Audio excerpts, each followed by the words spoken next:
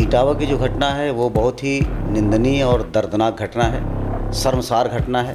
तो बोला जी हम यादव हैं। कि यादवों का ये गद्दी नहीं है और तुम यादव होकर के ब्राह्मणों के गांव में कथा कह रहे हो। ये सूत्र में आते हो तुम लोग और सूत्र कथा नहीं कह सकता। ये जो घटना है ये इस हिंदुस्तान की सबसे शर्मनाक घटना, और ये घटना इसलिए भी शर्मनाक है कि जिस उत्तर प्रदेश के अंदर एक संत मुख्यमंत्री हो और उसी उत्तर प्रदेश के अंदर एक कथावाचक के साथ इतनी बड़ी घटना घटित हो जाए, ये सबसे बड़ी शर्मनाक की बात है। यादव और ब्राह्मण बनाम में लड़ाने का प्रयास करे और ऐसे शब्दों का इस्तेमाल कर रहा हो, उसके ऊपर तुरंत एक्शन लेना चाहिए। और इसमें खास तौर से इस महिला को तो बहुत पहले ही अरेस्ट कर लेना चाहिए। हाँ, लगभग वो 1 महीने के करीब चलता रहा। उनके घर गाड़ियाँ तोड़ दी गई। हाँ, और भी काफ़ी चीज़ें हुई, तलवारें लहराई गई, बहुत कुछ हुआ। मेरा कहना है कि जो व्यक्ति कानून को हाथ में लेने का प्रयास करता है उसको सजा देने का कानून का अधिकार है। मैंने देखा है अभी 19 या कुछ लड़कों को अरेस्ट किया गया। क्या जो कथावाचक जो हैं, क्या सिर्फ एक समाज के लोग ही कर सकते हैं या जिनको सर्व ज्ञान है, चाहे वो किसी भी कास्ट से हों, दलित हों या ओबीसी किसी भी कास्ट से हों, वो लोग भी इसे कर सकते हो? देश संविधान के हिसाब से चल रहा है या सरकार की मनमानी के हिसाब से चल रहा ना मैं सामंतवाद का समर्थक हूँ और ना मैं मनुस्मृति का समर्थक हूँ। संविधान का समर्थक हूँ, संविधान का पालन करने वाला व्यक्ति हूँ और संविधान को ही मानता हूँ।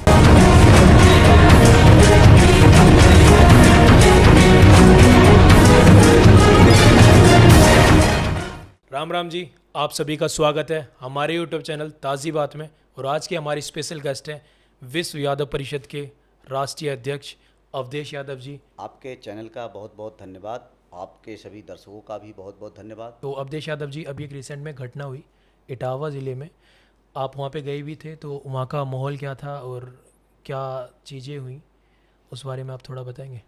इटावा की जो घटना है वो बहुत ही निंदनीय और दर्दनाक घटना है, शर्मसार घटना है। हमारे हिंदुस्तान में अतिथि देवो भव की परंपरा है। अगर हमारे यहाँ कोई अतिथि आ जाता है, कोई जाति का हो, किसी धर्म का हो, फिर भी हम लोग उसका सम्मान आदर करते हैं। लेकिन वहाँ पर ब्राह्मण परिवार के लोगों ने कथा के लिए कथावाचकों को आमंत्रित किया। कथावाचक वहाँ आए, उन्होंने ब्राह्मण परिवार ने उनका स्वागत सम्मान किया। कथा प्रारंभ हुई, लेकिन जब शाम का समय हुआ तो कुछ लोगों ने कहा कि आपकी जातियाँ कौन सी हैं, आप हमें जातियाँ बताइए, आप ब्राह्मण की तरह लग नहीं रहे हैं। तो उन्होंने कहा जी हम ब्राह्मण नहीं हैं जी, हम कथावाचक हैं। तो उन्होंने बोला आपकी जाति क्या है? तो उन्होंने बोला जी हम यादव हैं, और जो ढोलक वाला था वो दलित है। तो उन्होंने वहीं पर उनको मारना पीटना शुरू कर दिया। अच्छा। और मारने पीटने के बाद उन्होंने उनका सारी रात शोषण किया, उनके सर मुड़वा दिए गए। जो परिवार के जितने भी सदस्य थे सभी लोगों ने उनका शोषण इतना किया कि पैरों पर गिरा करके नाक रगड़वाई और महिला द्वारा मूत्र का छिड़काव किया गया। ये जो घटना है ये इस हिंदुस्तान की सबसे शर्मनाक घटना है। और ये घटना इसलिए भी शर्मनाक है कि जिस उत्तर प्रदेश के अंदर एक संत मुख्यमंत्री हो और उसी उत्तर प्रदेश के अंदर एक कथावाचक के साथ इतनी बड़ी घटना घटित हो जाए, ये सबसे बड़ी शर्मनाक की बात है। ये घटना नहीं होनी चाहिए। और अगर इस पर सरकार ने कार्रवाई की होती और एक्शन लिया होता तत्काल, तो ये घटना 22 की है और इसको इतना समय नहीं लगता। जो आरोपी हैं वो अभी भी ऐसे शब्दों का इस्तेमाल कर रहे हैं जिससे समाज में क्रोध उत्पन्न हो सकता है। वो महिला बहुत सारी यूट्यूब चैनल के माध्यम से जी, मैंने उनकी एक वीडियो देखी थी, कोई इंटरव्यू दे रही थी वो, तो वो पर्टिकुलरली मतलब एक समाज को टारगेट करके, यादव समाज को गालियाँ दे रही थी, बहुत गंदी गंदी, जिनको हम यहाँ पे बोल भी नहीं सकते। और बोल रही थी उनकी माँ बहनों को चौराहे पे, मतलब मैं उन वर्ड्स को मैं यूज़ नहीं करना चाहता, तो इतने गंदे गंदे वर्ड्स वो बोल रही थी उन पे। अभी भी कोई कार्रवाई हुई उन वर्ड्स के, मतलब जो वीडियो वायरल होने के बाद, या नहीं? कि इतनी बड़ी घटना होने के बाद दुर्भाग्य ये है कि अभी तक उस महिला को अरेस्ट नहीं किया गया और अभी तक वो जहर उगल रही है। अगर आप चाहते हैं कि सख्त कानूनी कार्रवाई हो तो जो भी व्यक्ति यादव और ब्राह्मण बनाम में लड़ाने का प्रयास करे और ऐसे शब्दों का इस्तेमाल कर रहा हो, उसके ऊपर तुरंत एक्शन लेना चाहिए। और इसमें ख़ास तौर से इस महिला को तो बहुत पहले ही अरेस्ट कर लेना चाहिए। अभी जो महिला है वो भी छोटे छोटे जितने भी चैनल्स हैं सोशल मीडिया के माध्यम से जहर उगल रही हैं, वो गलत है। इससे क्या है कि ब्राह्मण बनाम यादव हो रहा है। उस महिला को अब तक इनको अरेस्ट कर लेना चाहिए था, उसके ऊपर इनको कार्रवाई करनी चाहिए थी, लेकिन वो भी अभी इन्होंने अरेस्ट नहीं किया। और इटावा में अभी जो घटना हुई है इसका विरोध दर्ज करने के लिए जिन लोगों ने ऐसी शर्मनाक घटना को अंजाम दिया है उनको हिरासत में लिया जाए, उनके ऊपर सख्त कार्रवाई की जाए। इसी वजह से यादव समाज के बहुत सारे लोगों ने वहाँ पर प्रदर्शन करने का प्रयास किया, अपना क्रोध जताने का प्रयास किया प्रशासन को, लेकिन प्रशासन के द्वारा बहुत सारे लोगों को अरेस्ट करके जेल भेजने का काम किया है। मेरा कहना है कि जो व्यक्ति कानून को हाथ में लेने का प्रयास करता है उसको सज़ा देने का कानून का अधिकार है जी। लेकिन यहाँ पर एक बिंदु ये आता है, राम जी लाल सुमन जी जी, के आगरा ऊपर, वाला जो केस हाँ, था, उनके ऊपर इतना बड़ा हमला हुआ। हाँ, लगभग वो 1 महीने के करीब चलता रहा। उनके घर गाड़ियाँ तोड़ दी गई, हाँ, और भी काफ़ी चीज़ें हुई, तलवारें लहराई गई, बहुत कुछ हुआ वहाँ। तो एक लाठीचार्ज तक नहीं हुआ। और मैंने भी सोशल मीडिया पे वीडियो देखा कि इस वाले केस में, इटावा वाले केस में पुलिस वाले सीधा गोली चला रहे हैं। वो वीडियो है, जी। सबके सामने आई है। तो मेरा कहने का मतलब है कि राम जी लाल जी सुमन जी के ऊपर जो हमला हुआ, काफिले के ऊपर सैकड़ों टायर जलाकर फेंके गए, बहुत सारी गाड़ियां आपस में टकराई जिनमें बहुत सारे लोगों को चोटें भी आई। उसके बाद माननीय राष्ट्रीय अध्यक्ष समाजवादी पार्टी अखिलेश यादव जी के ऊपर एक व्यक्ति जान से मारने की धमकी दे रहा है, उस पर भी कोई कार्रवाई नहीं हुई। तो मेरा सिर्फ इतना ही कहना है कि वही उत्तर प्रदेश की पुलिस है, इतनी चुस्त दुरुस्त है। इटावा में जो प्रदर्शन कर रहे थे उन लोगों को इन्होंने अरेस्ट करके फटाफट बंद कर दिया। राम जी सुमन लाल जी और माननीय अखिलेश यादव जी को धमकी देने वाले पर इन्होंने इतनी चुस्त दुरुस्त में कार्रवाई नहीं की। इनका जो प्रोटेस्ट था वो तो बिल्कुल पीसफुल था ना, देखिए, उसके बावजूद इनको मैंने देखा है अभी 19 या कुछ लड़कों को अरेस्ट किया गया। मेरा ये कहना है कि जो लड़कों को अरेस्ट किया गया है, पहले इनके पास बहुत सारी वीडियो हैं जी। सोशल मीडिया में, बहुत सारी वीडियो हैं जो वायरल चल रही हैं। उस घटना में कौन कितना आक्रमण कर रहा है, पुलिस के ऊपर कितना पथराव कौन कर रहा है, कौन कौन उसमें सम्मिलित थे, पुलिस उनके ऊपर क्या कार्रवाई कर रही है, ये सारी वीडियो में है, पूरी जनता देख रही है देश की। उसके बाद भी एक अध्यापक हैं जो उनके घर में थे, उनको वहाँ से खींच के लाया गया, उनको बंद कर दिया गया। लेकिन मेरा इतना कहना है कि जो दोषी हैं, अगर हम दोषी की निगाह से देखते हैं तो यही घटनाएं आज के कुछ महीने पहले हो चुकी हैं, लेकिन उनमें इतनी चुस्त दुरुस्त से कार्रवाई नहीं हुई जिस प्रकार से अभी जिसको जहाँ पाते हैं वहीं पकड़ के उसके ऊपर केस डाल के जेल भेजने काम कर रहे हैं। ये जो है ऐसा दर्शाता है कि उस समय पुलिस जो है सुस्त थी और आज चुस्त हो गई। तो इसमें जांच होनी चाहिए और जांच के आधार पे जो भी आपको लगता है कि दोषी हैं उन पे जो भी कार्रवाई हो सकती है वो करनी चाहिए। लेकिन इसका मतलब नहीं कि जो भी निर्दोष है उनको भी उठा के पकड़ के आप जेल भेजने का काम कर रहे हैं। और महिला जो अभी जहर उगल रही है उस पर अब तो कोई कार्रवाई नहीं कर रहे। अध्यक्ष जी, आप एक बात बताइए, क्या जो कथावाचक जो हैं, क्या सिर्फ एक समाज के लोग ही कर सकते हैं या जिनको सर्व ज्ञान है, चाहे वो किसी भी कास्ट से हों, दलित हों या ओबीसी किसी भी कास्ट से हों, वो लोग भी इसे कर सकते हैं? देखिए, सबसे पहला सवाल तो यह है कि जिसके पास ज्ञान होगा वही ज्ञान का विस्तार करेगा। विद्वान सर्वत्र पूज्यते। जो विद्वान व्यक्ति है उसका हर जगह पूजन होता है, सम्मान होता है। तो हमारा देश जो है भारतीय संविधान के से चलता है, हम सब लोग संविधान का पालन करते हैं और हमारा भारतीय संविधान जो है सबको समानता का अधिकार देता है। समानता के अधिकार में कोई दलित है, अगर वो विद्वान है तो वो कहीं भी शिक्षित कर सकता है, किसी को ज्ञान दे सकता है, कथा भी सुना सकता है। हमारा पिछड़ा वर्ग का व्यक्ति है वो भी कथा सुना सकता है। हम संविधान में जी रहे हैं, इसलिए हमारा संविधान सर्वोपरि है। तो संविधान देता है कि आपके पास जितना गुण है तो आप गुण के अनुसार से, योग्यता के अनुसार से आप उसका प्रचार प्रसार कर सकते हैं। अगर यहाँ पर दलितों की बात करें तो हमारे संत रविदास जी इतने बड़े ज्ञानी थे कि शायद उस समय में उनका मुकाबला कोई करने वाला नहीं था, वो दलित समाज से थे। तो वो उनका ज्ञान आज भी विस्तार है, हम लोगों को ऊर्जा देता है। संत रविदास जी ऐसे संत हैं जो दलित समाज से आते हैं, उनका आज भी ज्ञान पूरे समाज को, पूरे संसार को प्रेरणा देता है और सभी लोग उसको पढ़ते भी हैं। और उन्होंने कहा भी था, मन चंगा तो कठौती में गंगा। तो इस बात से समझ में आता है कि आपको भजन करने के लिए, भक्ति करने के लिए सिर्फ मन साफ रखने की आवश्यकता है। जी। तो आज जो देश में स्थिति है, तो देश संविधान के हिसाब से चल रहा है या सरकार की मनमानी के हिसाब से चल रहा है? देखिए, हमारा प्रयास है और हम अपने जितने भी हमारे साथी हैं और मैं संगठन के माध्यम से भी, दलित हो, पिछड़ा हो, ओबीसी का हो, अल्पसंख्यक का हो, हम सब, हमारा संदेश यही है कि हम सब लोग सिर्फ भारतीय संविधान को मानते हैं, भारतीय संविधान के अनुसार से चलते हैं और भारतीय संविधान का ही पालन करेंगे। ना मैं सामंतवाद का समर्थक हूँ और ना मैं मनुस्मृति का समर्थक हूँ। मैं सिर्फ संविधान का समर्थक हूँ, संविधान का पालन करने वाला व्यक्ति हूँ और संविधान को ही मानता हूँ। और संविधान हमारा कहता है कि हर व्यक्ति को बोलने की आज़ादी है, पढ़ने की आज़ादी है, पढ़ाने की भी आज़ादी है। जी। तो अध्यक्ष जी, क्या विश्व यादव परिषद मुकुटमणि और संत सिंह यादव को और जो उनके साथ एक दलित थे उनको इंसाफ दिला पाएगा? हमारी मुलाकात उनसे हुई थी और हम वहाँ उनसे मिलने गए थे, जिसमें संत सिंह यादव जी, मुकुटमणि यादव जी और श्याम जी, तीनों लोगों से मुलाकात की हमने किया। पूरी घटना को हमने उनसे सुना और सुनते समय मेरे को बहुत ही तकलीफ़ हुई थी कि ऐसी घटना नहीं होनी चाहिए। किसी को का अपमान करना और किसी की हत्या करना, ये दोनों एक ही श्रेणी में आता है। और वो वहाँ पर मैं जब मिलने गया था तो उन्होंने रो रहे थे और उन्होंने सिर्फ एक ही चीज़ कहा था कि मैं ज़िंदा रहना नहीं चाहता, क्योंकि ये अपमान जो है वो मृत्यु के समान है। लेकिन हम लोगों ने कहा कि नहीं, आपको अभी लड़ाई लड़नी है और आप, जब तक आपको इंसाफ नहीं मिलेगा हम आपके साथ हैं। और हमने उनको ये भी कहा था कि हम लोग आर्थिक मदद भी करेंगे।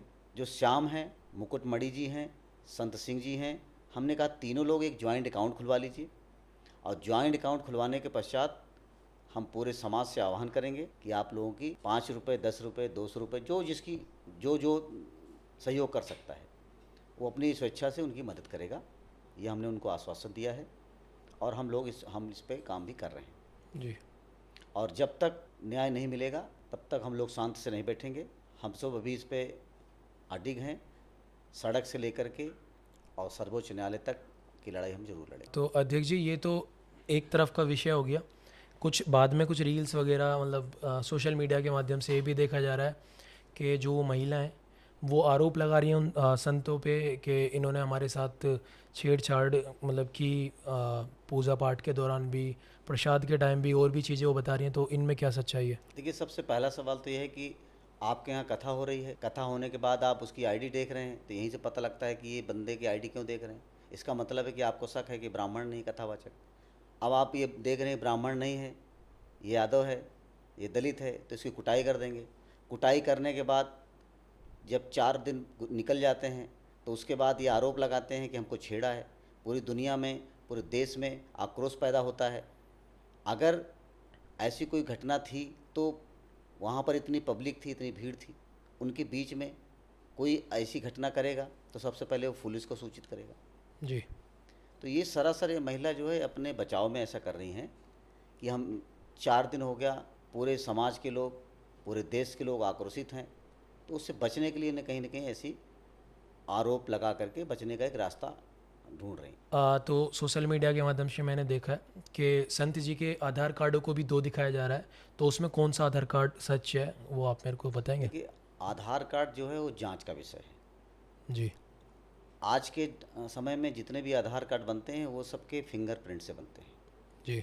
और अगर फिंगरप्रिंट लगेगा तो वही आधार नंबर आएगा, दूसरा नहीं आ सकता। और कोई एडिटिंग करके उसके ऊपर कोई नाम चढ़ा दे, कोई इसका फ़ोटो लगा दे, तो ऐसे तो एडिटिंग करने वाले, हमारे टेक्नोलॉजी इतनी बढ़ गई है कि उसमें तो आप कुछ भी कर सकते हैं।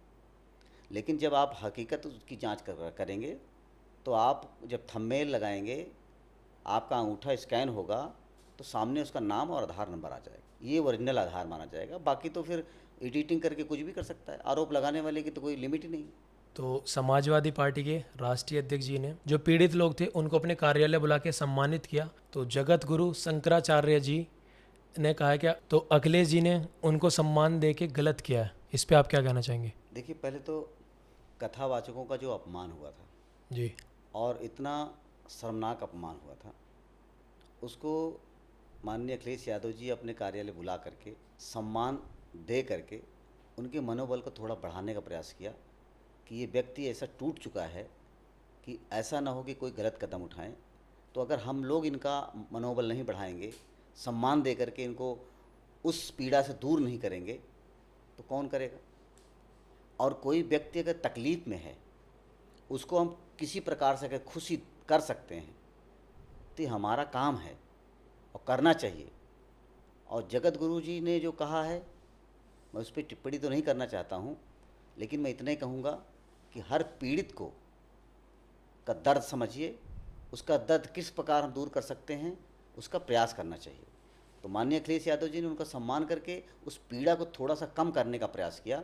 बाकी तो जो उसका अपमान हो चुका है वो हम लोग पूरा नहीं कर सकते। तो यही चीज़ अखिलेश यादव जी ने सोचा किया कि हम इनका सम्मान करेंगे तो इनके अंदर थोड़ी सी ताकत बढ़ेगी और अपने को जो महसूस कर रहे हैं अपमानित, और ऐसा अपमान जो मृत्यु के समान है, जी। तो उससे उबारने का प्रयास किया कि हम सम्मानित करेंगे, तो जिसकी वजह से ये लोग थोड़ा सा खुशी इनको किसी प्रकार से दे सकते हैं, वो प्रयास किया गया। तो अध्यक्ष जी, आप मेरे को ये बताइए कि आपके ऊपर किसका हाथ है, आपकी कौन बैकबोन है जो कि आप दिन रात समाज के लिए काम कर रहे हैं, देश प्रदेश में जाके जो भी पीड़ित लोग हैं उनकी आप जाके देश प्रदेश में मदद कर रहे हैं।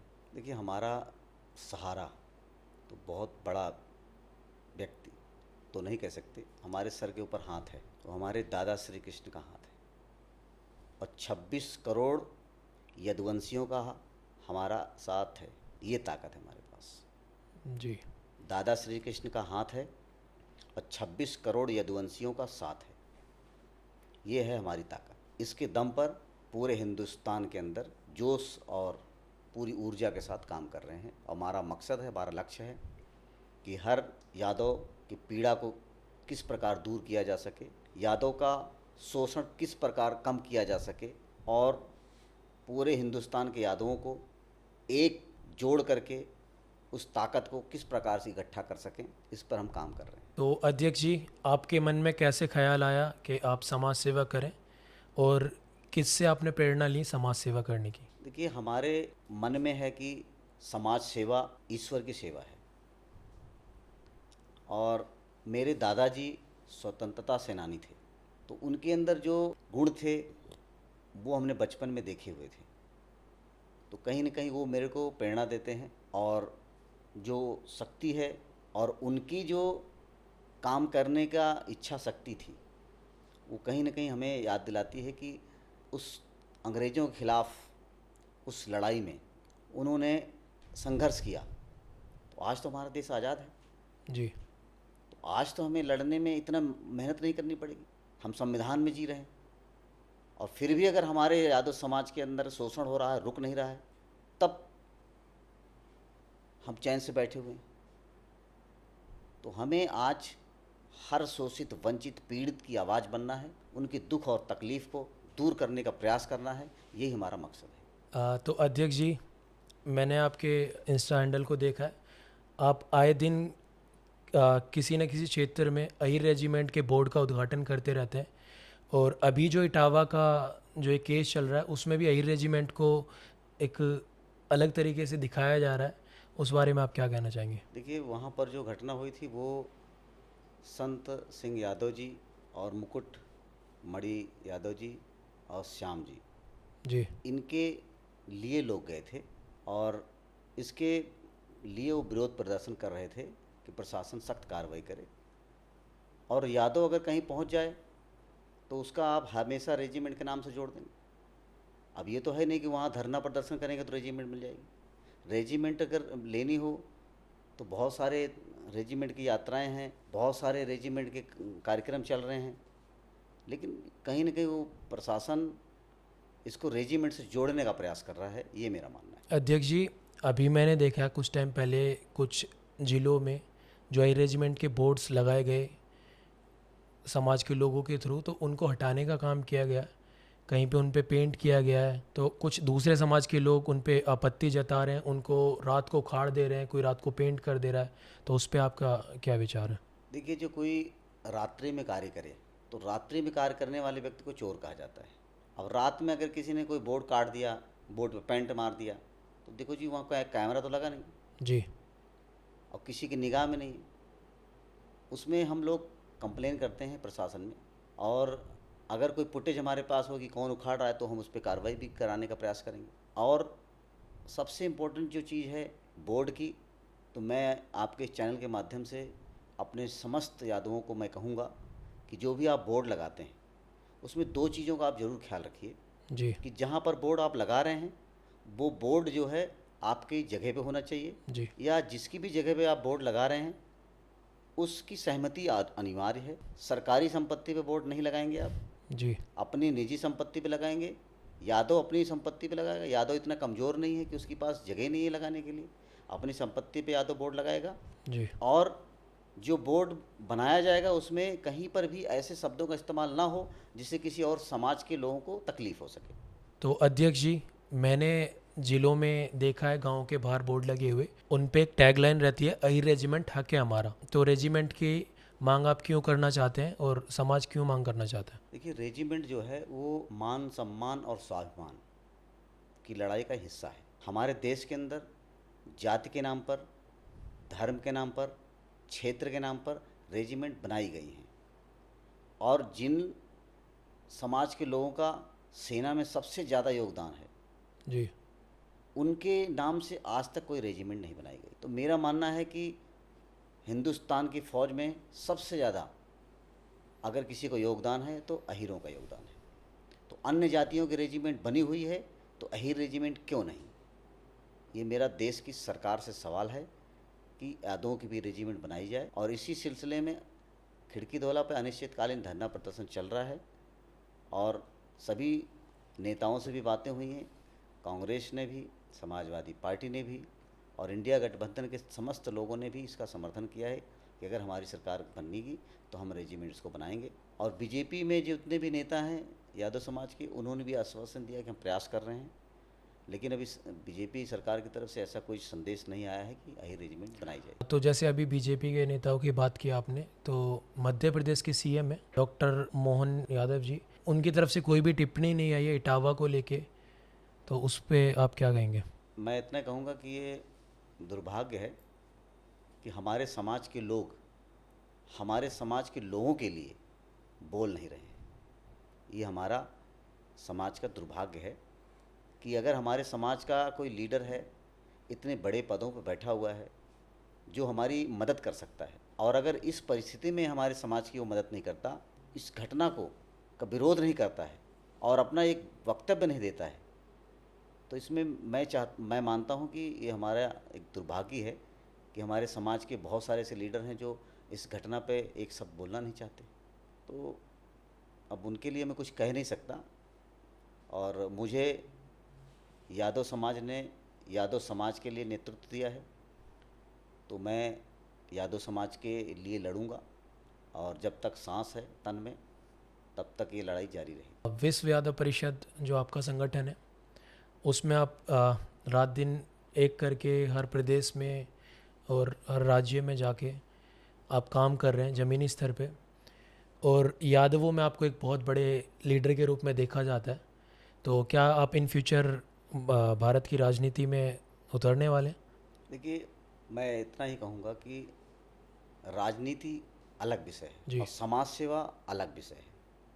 अगर राजनीति को समाज सेवा में अगर आप मिक्स कर देंगे तो राजनीति करने वाला व्यक्ति समाज सेवा नहीं कर सकता है, क्योंकि राजनीति में स्वार्थ होता है और समाज सेवा में स्वार्थ नहीं होता। तो मेरा मकसद सिर्फ समाज को मजबूत करने का है, चुनाव लड़ने का नहीं है और न नेता बनने का है। ये ज़रूर है कि बहुत सारे हमारे साथी हैं, उनके मन में है कि अवधेश यादव भी बहुत बड़ा नेता बन जाएगा जी, क्योंकि हमारे समाज में ऐसे बहुत सारे घटनाएं हुई हैं जिसकी वजह से लोग विश्वास नहीं कर पाते। लेकिन मैं अपने समाज के सभी साथियों को भरोसा देता हूँ, विश्वास देता हूँ कि मेरा मकसद सिर्फ यादवों को मजबूत करने का है, उत्तर प्रदेश ही नहीं हिंदुस्तान की कुर्सी पर बिठाने का मेरा मकसद है। और ये तभी पूरा होगा जब निस्वार्थ भाव से आप समाज सेवा करेंगे और यादवों को जोड़ने का प्रयास करेंगे।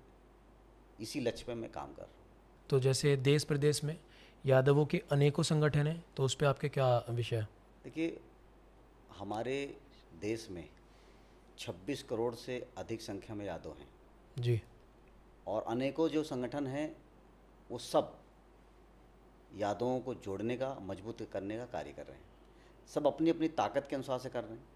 अपने अपने समय के अनुसार से कर रहे हैं। तो सभी लोग काम कर रहे हैं, इसलिए सभी संगठनों का योगदान है।